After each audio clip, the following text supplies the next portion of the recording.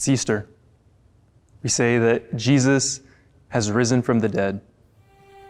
So what?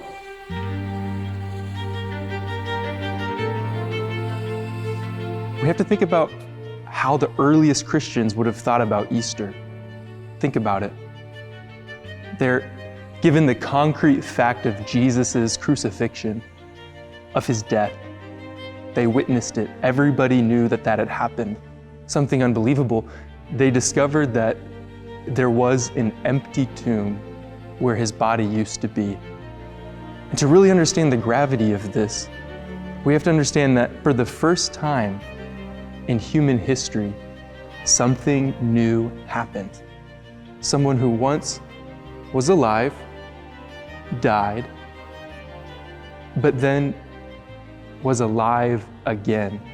Paul, reflecting on this fact, wrote to the early Christians in the Greek town of Corinth, and he said, if Jesus has not been raised from the dead, then your faith is futile. That everything we believe as Christians, as Catholics, comes back to this moment in which something new finally happened. So let's just pause for a second.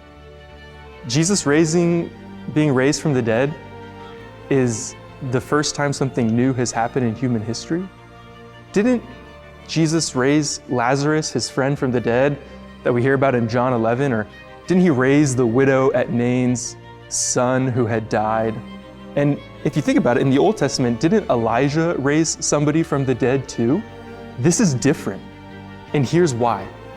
All of those people, Lazarus, the widow's son, the man raised by Elijah, those people are all dead today. There was a resuscitation of their bodies for a brief period, but they too met the fate of every human before Christ Jesus. What happened for them is uniquely different because Jesus is alive today. Sometimes you hear people say something along the lines of, you are not a body. You have a body. You are a soul. That's actually not Christian thought. We are both body and soul. And during death, our bodies and souls separate.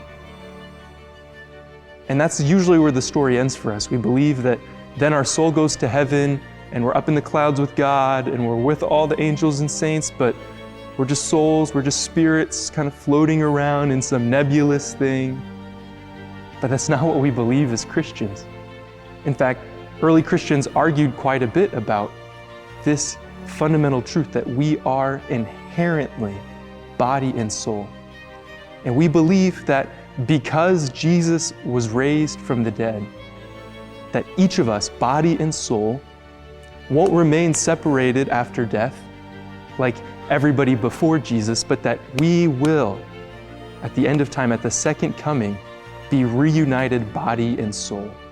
We hear at the end of the Holy Scriptures in the book of Revelation that the Apostle John looks up into heaven and he sees descending from heaven a new heaven and a new earth, a new heavenly Jerusalem.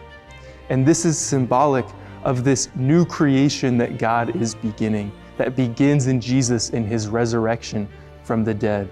And that is what we celebrate on this Easter Sunday and in this Easter season. He is risen. He is truly risen.